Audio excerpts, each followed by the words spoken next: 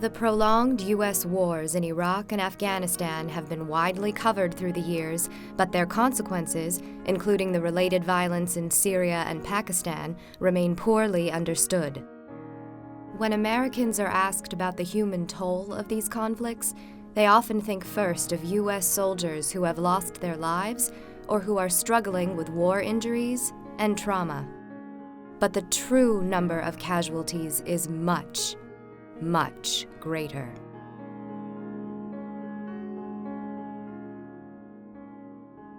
By 2016, nearly 6,900 U.S. soldiers had lost their lives in the war zones.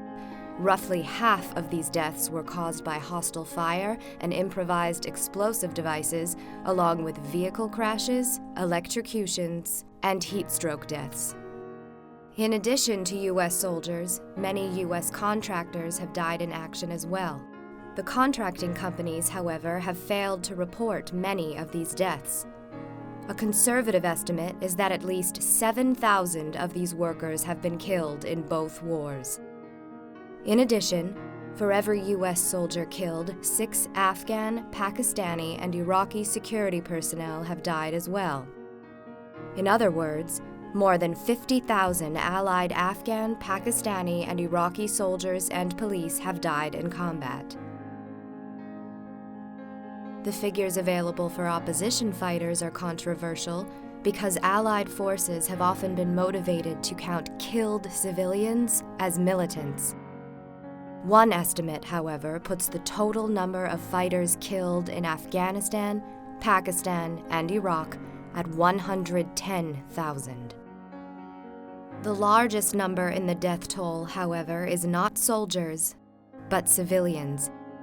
Living in these war zones, civilians have been killed in their homes, in markets, and on roadways. They have been killed by U.S. warplanes and soldiers, by the U.S. allies, and by insurgents and sectarians in the civil wars spawned by the invasions. The total of violent civilian deaths in the Afghanistan, Pakistan, and Iraq wars are conservatively counted at 217,000. Every single one of these deaths devastates a family and debilitates a community.